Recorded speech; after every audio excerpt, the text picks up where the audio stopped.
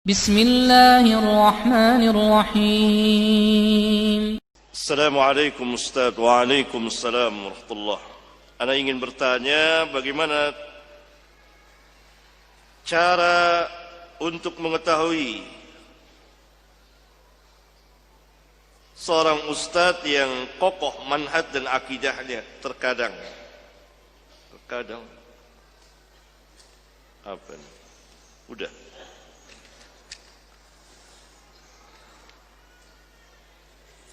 Sekarang ini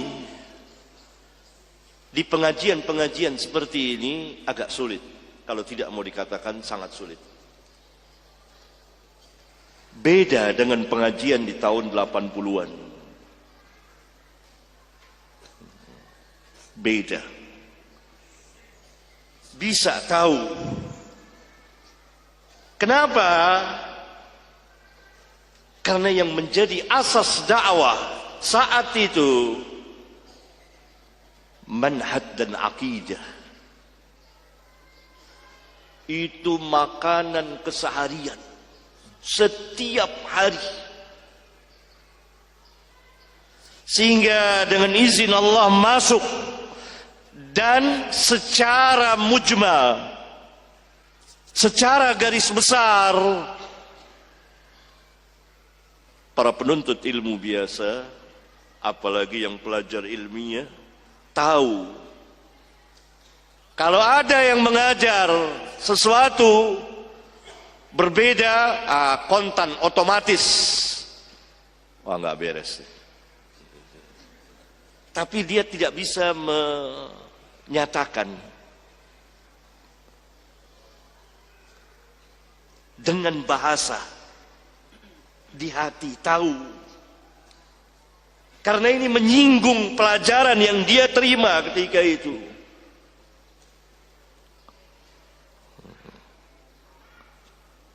Dan pelajaran begitu ilmu.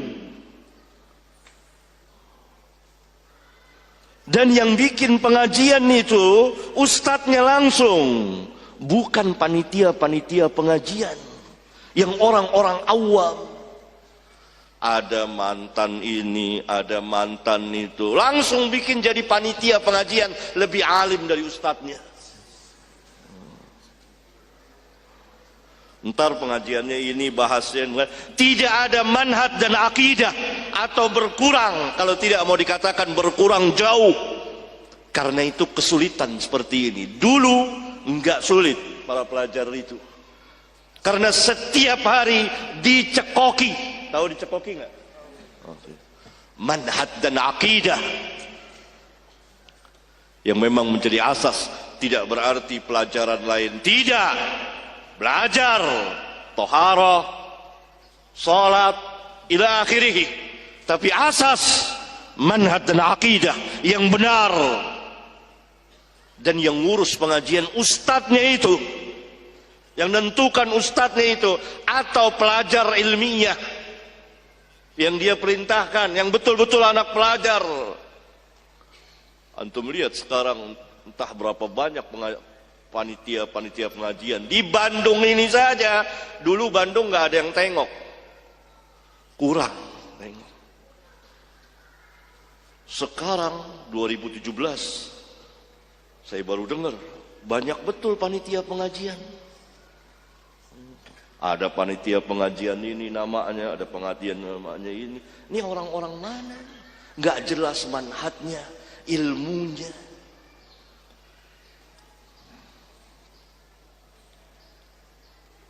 Pergeseran. Bukan seperti itu dakwah.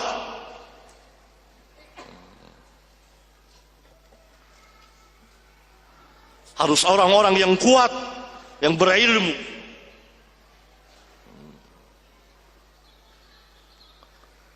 Begitu. Tentu penanya nggak bakal tahu.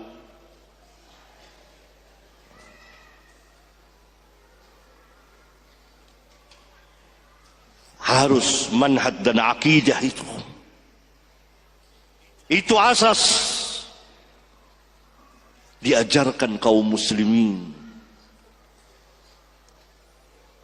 Orang-orang awam pelajar dulu yang ngaji tahun 80, tahun 90, duduk dia di majelis. Dia secara ungkapan bahasa nggak ngerti, tapi kalau ada menyimpang ini, tahu dia. Nggak beres. Nggak beres nih. Wah, ini ngajak-ngajak demo nih. Nggak beres ini ngomongnya, wah ini udah ngelantur nih. Tapi secara ini dia ada kontak otomatis. Karena manhaj membentuk dirinya itu. Bagaimana tidak setiap hari diajarkan manhaj dan akidah. Tahu, firqah-firqah sesat tahu. Itu yang awamnya. Bagaimana dengan yang pelajar ilmiahnya? Tahu, bisa membantah.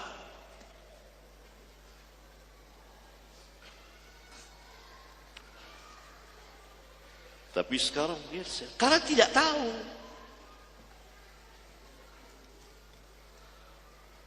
Ya pantas tidak tahu, tanya kepada ahli ilmu.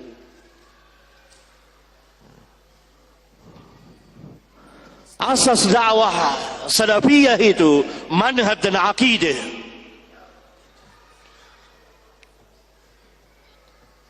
Jangan ada orang mengatakan, wah kalau manhaj tauhid kan nggak belajaran yang lain.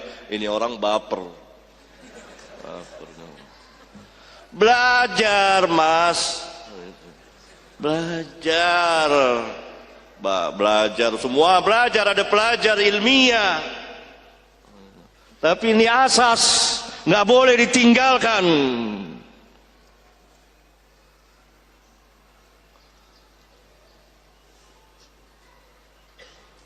Mana ada Rasulullah SAW meninggalkan pelajaran tauhid sampai tinggal berapa hari, bahkan sampai akhir hayat beliau. La'natullah lal yahud wan nasara ittakhadhu qubur anbiya'ihim masajid. La'natullah atas Yahudi dan Nasara yang telah menjadikan kubur nabi-nabi mereka sebagai masjid.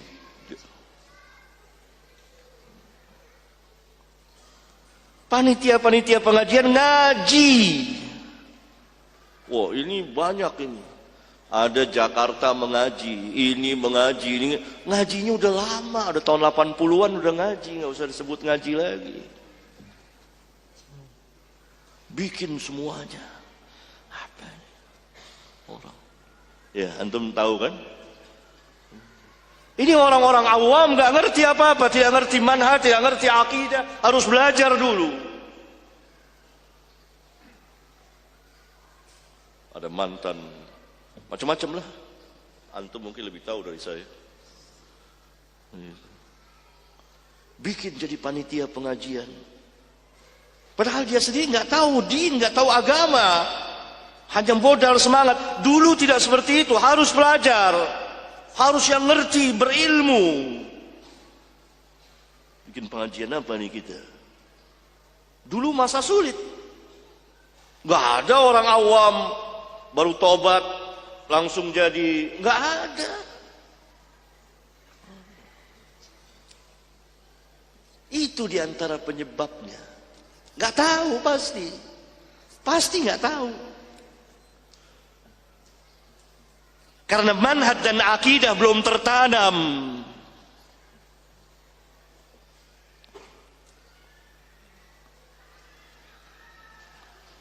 Dan dulu jadi ustadz nggak mudah, nggak gampang. Harus betul-betul. Alangkah banyaknya sekarang yang diustadkan.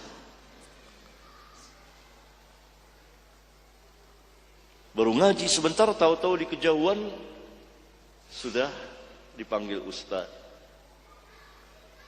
Nah, karena panitianya juga orang awam, ya dipanggil juga.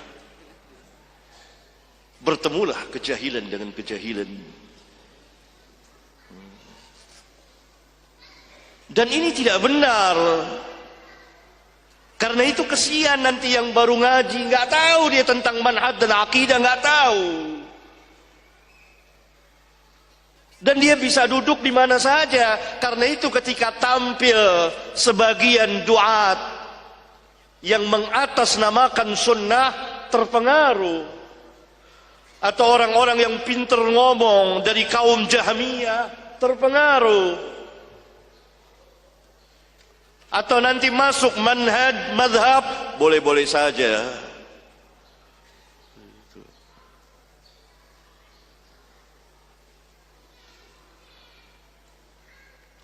Dahulu harus belajar betul-betul manhaj dan akidah.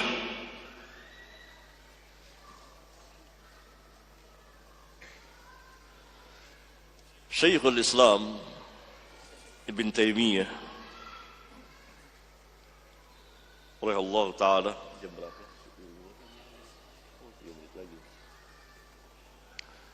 Pernah ditanya oleh muridnya dan diminta, alangkah baiknya kalau Syekh menulis sebuah kitab fikih atas pilihan-pilihan fikih beliau, pendapat-pendapat beliau. Karena kebanyakan karya beliau mengenai usuluddin. Beliau menjawab kalau itu sahal, mudah. Tapi ini usuluddin, manhaj dan akidah. Kemudian beliau meluaskannya, tampilnya ahli bid'ah dan lain sebagainya. Membawa saya untuk membahas ini, menulis ini. Itu. Mengertilah ketika itu kaum muslimin, talamid, murid-murid beliau, manhaj dan akidah salaf. Karena itu inti pembahasan.